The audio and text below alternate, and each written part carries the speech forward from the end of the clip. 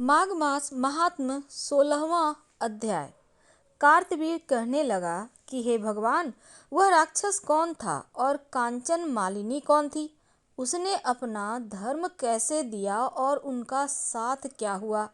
हे ऋषि, अत्रि ऋषि की संतानों के सूर्य, यह कथा सुनाकर मेरा कौतूहल दूर कीजिए। तब दत्तात्रेय जी कहने लगे कि राजन, इस पुरातन विचित्र इतिहास को सुनो।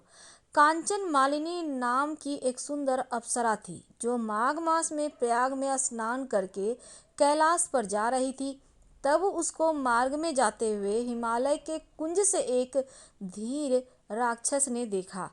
उस सोने जैसे तेज वाली, सुंदर कटी वाली, बड़े बड़े नेत्रों वाली, चंद्रमुखी सुंदर केस और पीनपयोधर वाली सुंदर अप्सरा को देखकर उस राक्षस ने कहा कि हे सुंदरी, कमल नयनी, तुम कौन हो और कहाँ जा रही हो? तुम्हारे वस्त्र और वेणी भीगी हुई क्यों हैं? तुम आकाश मार्ग से कहाँ जाती हो और किस पुण्य के प्रताप से तुम्हारा शरीर ऐसा तेजस्वी और रूप ऐसा मनोहर है? तुम्हारे गीले वस्त्र से मेरे मस्तक पर गिरे हुए एक बूंद जल से मेरे क्रूर मन को एकदम शांति प्राप्त हो गई। इसका क्या कारण है? तुम बड़ी शीलवती प्रतीत होती हो, इसका कारण मुझसे कहिए। अप्सरा ने कहा कि हे राक्षस, सुनो, मैं काम रूपिणी अप्सरा हूँ। मैं प्रयाग में संगम में स्नान करके आ रही हूँ और इसी से मेरे वस्त्र भीगे हैं। अब कैलाश पर जा रही हूँ, जहाँ पर श्री शिव निवास करते हैं। त्रिवेणी के जल से मेरी सब क्रूरता दूर हो गई, जिसके पुण्य के प्रभाव से मैं इतनी सुंदर और पार्वती जी की प्रिय सखी हुई। जो आश्चर्य देने वाला उदाहरण मुझसे ब्रह्मा जी ने कहा था, वो सुनो। मैं कलिंग देश के राजा की वेश्या थी। रूप, लावण्य और सुंदरता में अपूर्व थी। मेरी सुंदरता पर सारा नगर मोहित था और मैंने अनेकों प्रकार के भोग को भोगे। अनेक प्रकार के वस्त्र आभूषण की घर में कहीं कोई कमी नहीं थी। कई कामी पुरुष आपस में स्पर्धा से ही मृत्यु को प्राप्त हो गए। इस तरह उस नगर में बड़ी सुंदरता से यौवन व्यतीत हुआ और मैं वृद्धावस्था को प्राप्त हो गई। तब मेरे मन में विचार उत्पन्न हुआ कि मैंने अपनी सारी आयु पापों में ही व्यतीत कर दी। धर्म का कोई कार्य, दान, तप, यज्ञ आदि नहीं किया। अब शिव या दुर्गा जी की आराधना नहीं की, ना कभी भगवान विष्णु का पूजन किया।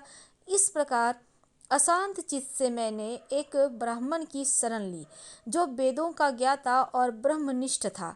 मैंने उनसे पूछा कि मेरा उद्धार किस प्रकार हो सकता है। महाराज, साधु सज्जन अच्छे और बुरे सभी पर दया करते हैं, इसीलिए मुझ दीन पर भी कृपा करके मुझे कीचड़ में डूबी हुई को हाथ पकड़कर उबारिए। क्षीर सागर क्या हंस को ही दूध देता है, बत्तख को नहीं देता?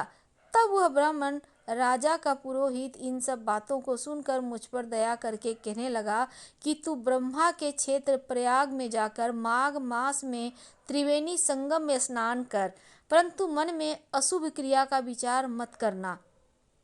पापों के नाश के लिए महर्षियों ने तीर्थ स्नान से अधिक और कोई प्रायश्चित नहीं बतलाया है।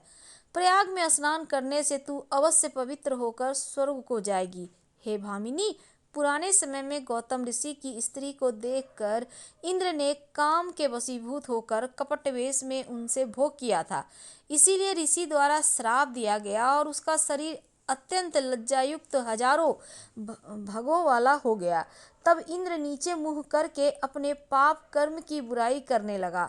मेरू पर्वत के शिखर पर स्वच्छ जल वाले सरोवर पर एक स्वर्ण कमल से भरे हुए कोटर में घुस गया और अपने पाप को धिक्कारता हुआ कामदेव की बुराई करने लगा कि यह सब पापों का मूल है।